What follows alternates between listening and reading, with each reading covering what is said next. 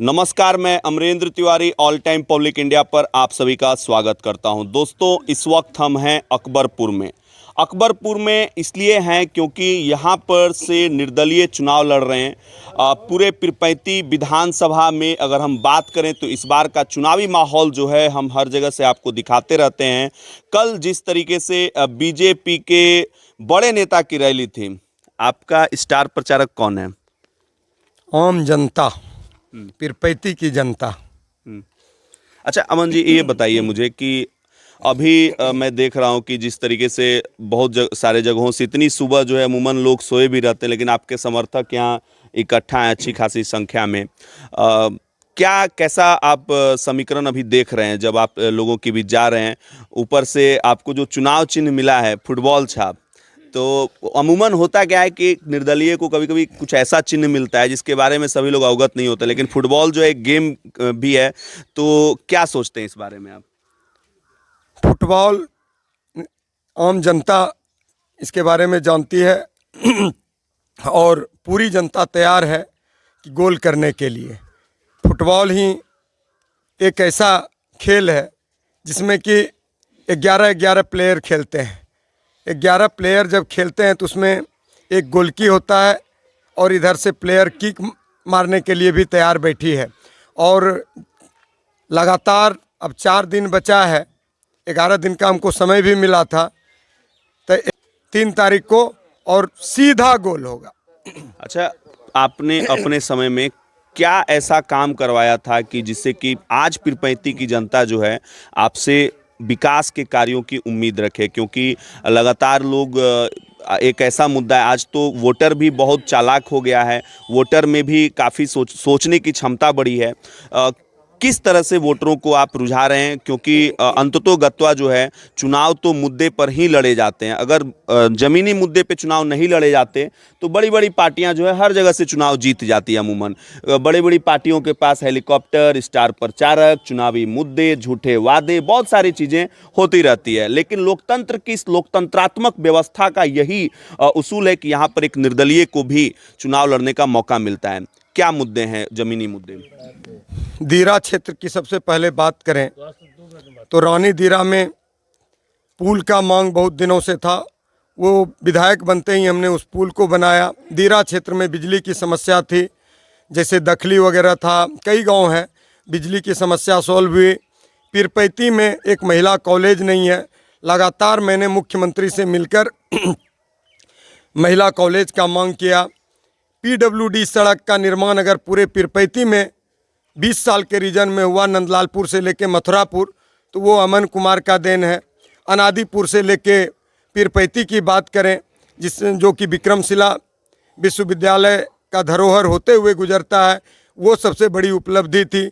और आधारभूत संरचना जितनी थी माननीय मुख्यमंत्री से कि विक्रमशिला विश्वविद्यालय का निर्माण हो, इसके लिए लगातार, और जब तक मैं रहा विधायक अपने 5 साल के कार्यकाल में 4 साल तक विक्रमशिला को लेके जो महोत्सव होता है वो मेरे ही रीजन में हुआ। इसके बाद कोई भी विधायक, इसके पहले की बात करें या वर्तमान विधायक जो थे उनकी बात करें, तो एक बार विक्रमशिला महोत्सव हुआ, वो भी हम लोगों के धरना और प्रदर्शन के कारण। नहीं तो अगर वर्तमान विधायक की बात करें तो वो पूरी तरह से असफल है। आप देख सकते हैं उसके कार्यकाल को 3 करोड़ का योजना था और मेरे पास 1 करोड़ की योजना था, और 1 करोड़ की योजना और 3 करोड़ की योजना को आप मिला सकते हैं। हर पंचायत में एक बोर्ड नज़र आएगा अमन कुमार का, और माननीय जो वर्तमान विधायक हैं उनका बोर्ड भी आप खोज के दिखा सकते हैं कि पूरे पंचायत में पता नहीं किताब में पैसा दिए, किस स्कूल में किताब पहुंचा हम नहीं जानते हैं, लाइट में पैसा दिए जिसमें कि कहाँ लाइट जल रहा है वो भी हम नहीं बता सकते हैं, क्यों ना तो हम कहीं देखें कि माननीय विधायक के द्वारा ये लाइट प्रदत्त किया गया। अब क्यों लाइट दिए और क्यों किताब दिए और कहाँ मिला, इसकी जानकारी किसी पब्लिक को नहीं है। तो जो आपने विधायक जी के कार्यकाल पे प्रश्न चिन्ह आपने उठाया है, अंततोगत्वा जो है जब सामने विरोधी होंगे तो आप किस तरीके से, क्या आप यहाँ पे त्रिकोणीय लड़ाई अपने आप को देख रहे हैं, या फिर आपको लग रहा है कि वोटरों के मन में जो है, जो कंफ्यूज्ड टाइप के वोटर हैं उनके कारण जो है आप सीधी लड़ाई देख रहे हैं, या फिर आपको लग रहा है कि जो गुप्त वोटर हैं वो हमारे पक्ष में आ जाएंगे? आप बहुत अच्छे पत्रकार हैं। जी। कल की रैली अकबरपुर में भी हुई, इससे भी एहसास हो जाना चाहिए पार्टी के लोगों को कि क्या रैली रहा और कितने लोग आए। मतलब अकबरपुर में रैली करना क्या मकसद था और क्या सोच थी हम नहीं बता सकते हैं। इसी से आप अनुमान लगा सकते हैं कि क्या स्थिति है पूरे पीरपैंती में। पीरपैंती का कार्यालय को आप देख सकते हैं, या तो लेट नाइट आम जनता को देख सकते हैं कि वो किसके पक्ष में दौड़ रहे हैं। लगातार वो कोई भी पार्टी 5 साल तैयारी करती है तब चुनाव मैदान में आती है, और एक निर्दलीय प्रत्याशी को मात्र 10 दिन का समय मिलता है। और आप देख सकते हैं 10 दिन में बगल में भूलन दुबे है, एकदम बॉर्डर एरिया पर दुबौली में है, एक्स आर्मी है, वो भी आए हैं और चिंता कर रहे हैं कि किसी भी सूरत में कैसे पीरपैंती से अमन कुमार चुनाव जीते। ये मेरे लिए बहुत बड़ी बात है। आप अकबरपुर की आपने बात की, और अकबरपुर जब आप नामांकन, जब आपका टिकट काटा गया था उस वक्त जो है बीजेपी के प्रत्याशी ने जब नामांकन किया तो वो इसी अकबरपुर में आते हैं, आपसे भेंट करते हैं, अंगवस्त्र भी देते हैं। क्या बातचीत हुई थी? पीरपैंती की जनता जानना चाहती है, या फिर आपको लगता है कि उन बातों का अब कोई मतलब नहीं है? भेंट करना और अंग वस्त्र देना कोई किसी को दे सकता है। अंग वस्त्र आप मेरे पास आएंगे तो हम भी आपका सम्मान करेंगे, उनकी इच्छा हुआ तो वो भी मेरा सम्मान किए। ये तो हमारी संस्कृति रही है, चाहे विरोधी हो अपना हो, अगर दरवाजे पे आ जाएगा। ये भारत की संस्कृति है कि कोई भी कहीं भी मिलेगा तो वो एक दूसरे का सम्मान करता है। तो कोई बातचीत हुई कि आप बैठ जाइए ऐसे करके, या कुछ ऐसा? नहीं, कोई ऐसी इस तरह की बातचीत नहीं हुई। हम लोग एक क्षेत्र के लोग हैं, मिलते हैं जुलते हैं, अच्छा लगता है। लेकिन राजनीति में मिलने का मतलब कभी कभी कुछ अलग भी निकल जाता है, और पीरपैंती की उस तमाम जो जनता है, उस दिन सबसे ज़्यादा जो है एक फ़ोटो जो है सोशल मीडिया और हर जगह जो है चल रहा था। उसके बाद फिर अमन जी ने नामांकन दाखिल किया। क्या आपके पास अभी पीरपैंती की जनता का जो आपको स्नेह मिल रहा है? और दूसरी साइड जो है कुछ लोग यह भी कह रहे हैं कि कहीं ना कहीं आप पर जो है कुछ दबाव भी बनाया जा रहा है। क्या आपको लगता है कि आप इस मैदान में, चुनावी मैदान में जो है इसी तरीके से आगे बढ़ते रहेंगे? बिल्कुल। अब तो दिख रहा है मात्र 3 दिन चुनाव बचा, 5वां दिन वोटिंग है, तो मतलब रुकने का क्या बात होती है? जब मैदान में जंग में आ गए हैं तो इसकी चिंता कौन करती है परिणाम का? बस लड़ना है और लड़ेंगे और जीतेंगे। सीधी लड़ाई किससे है? दो नाम आ रहे हैं कि भैया बीजेपी के एनडीए के प्रत्याशी ललन कुमार जी और महागठबंधन के प्रत्याशी रामविलास पासवान जी। आप किससे लड़ाई देख रहे हैं? जनता का उम्मीदवार। जब जनता ही लड़ रही है चुनाव, तो मेरा चुनाव तो जनता लड़ रही है, तो हम किससे लड़ रहे हैं ये हमको तो पता भी नहीं चल रहा है कि हम किससे लड़ रहे हैं। और आप देखे भी होंगे कि हम ना कहीं कुछ बोलते हैं, सीधा चलते रहते हैं। एक दिन में 1 पंचायत हो, 2 पंचायत हो, 3 पंचायत हो, हम सीधा चलते हैं और जनता के बीच जाते हैं। और जनता भी 100, 200, 500 की जनसंख्या में चलता है। आप दोनों प्रत्याशी को देखे होंगे। जिस गाँव में हम प्रवेश करते हैं तो मेरे पीछे उस गाँव का 100 लोग, और दूसरे प्रत्याशी के पीछे अगर 10 लोग से ज़्यादा हो तो बताइए, गिने चुने लोग हैं। और मेरे तरफ प्रतिदिन लोग बदलते हैं और एक टीम बना के 10 टीम 20 टीम में लोग घूमते हैं। आप बोलते नहीं है, लेकिन आपकी मुस्कान जो विपक्षियों की नींद उड़ा दी है। क्या कहेंगे इस पे?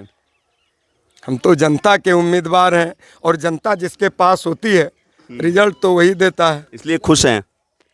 पूरी तरह से खुश हैं। टिकट कटने का कोई गम नहीं? अब कोई गम नहीं। जब जनता आपके साथ हो तो एकदम जनता ही टिकट देती है, जनता ही परिणाम देती है। इसलिए बहुत खुश हैं अमरिंदर जी, और आप हमको देखे भी होंगे। एक चीज मैं पूछना चाहूंगा, आपको लगता है कि जो एक मिनट यहाँ पे फुटबॉल के पोस्टर भी लगे हुए हैं, ये सब जो है मतलब आप भी एकदम पार्टियों की तरह चुनाव लड़ रहे हैं, लग रहा है कि एकदम उसी तरीके से। अच्छा, एक चीज़ मुझे बताइए, हेलीकॉप्टर से नेताजी आ रहे हैं, जो यहाँ के ज़मीनी मुद्दे हैं उनको नहीं पता है कि पीरपैंती में प्यालापुर में जो है प्रखंड होना चाहिए कि नहीं होना चाहिए अलग। पीरपैंती प्रखंड इतना बड़ा है, इसको 2 भागों में बांटना चाहिए कि नहीं बांटना चाहिए। रोड की क्या स्थिति है, नेताजी लोग हेलीकॉप्टर से कैसे ये पता लगा पाएंगे, बड़े बड़े नेता? लगता है कि उनके आने से वोटों का गणित कुछ बदलेगा। आपने कहा कि अकबरपुर में रैली हुई, यहाँ पर आपका घर है, यहाँ नॉर्मली जो घर होता है उसके आसपास वोटरों का एक इम्पैक्ट होता है। आप यहाँ से विधायक भी रहे हैं, लगता है आपको कि हेलीकॉप्टर से जो लोग आ रहे हैं उससे कहीं आपका वोट जो है डैमेज होगा? हम पूरे भागलपुर की जनता से अपील करते हैं जी, विनती करते हैं कि जो स्थिति भागलपुर से पीरपैंती की है वो पूरे देश में कहीं नहीं होगा। एनएच की स्थिति, कितने महिला प्रसव के दौरान दम तोड़ती है इस रास्ते पे, ये गवाह है। और यहाँ का सारा नेता, चाहे जो भी वर्तमान विधायक हो, इसकी खबर पटना तक और माननीय मुख्यमंत्री को भी खबर है। लेकिन ऐसे मुख्यमंत्री को तो चुनाव मैदान में नहीं आना चाहिए, जो कि कई लोग प्रतिदिन दम तोड़ते हैं। और इसके बाद माननीय मुख्यमंत्री अगर हेलीकॉप्टर से आते हैं या कोई गृह मंत्री आते हैं तो उनसे जनता को पहला सवाल पूछना चाहिए कि आप जो हेलीकॉप्टर से आए तो ऊंचाई से आपने क्या देखा, गड्ढा देखा या समतल देखा? या ऐसे नेता लोगों को भी अब शर्म आना चाहिए। और हम जनता से अपील निवेदन करेंगे, उसके सभा में जवाब देना चाहिए कि आप यहाँ से भागलपुर पहले चल के दिखाइए, तभी आप यहाँ भागलपुर जिला में वोट मांगिए। अन्यथा भागलपुर की जनता को किसी पार्टी को वोट नहीं देना चाहिए। चलिए, बहुत बहुत शुक्रिया अमन जी, बातचीत करने के लिए बहुत बहुत शुक्रिया। के समर्थकों में उत्साह है और हेलीकॉप्टर से नीचे उजड़ती हुई धूल जो है कहीं ना कहीं ज़मीनी मुद्दों को गायब कर देती है। फिर मिलेंगे आपसे किसी नई वीडियो के साथ, तब तक के लिए नमस्कार। जय हिंद, जय बिहार।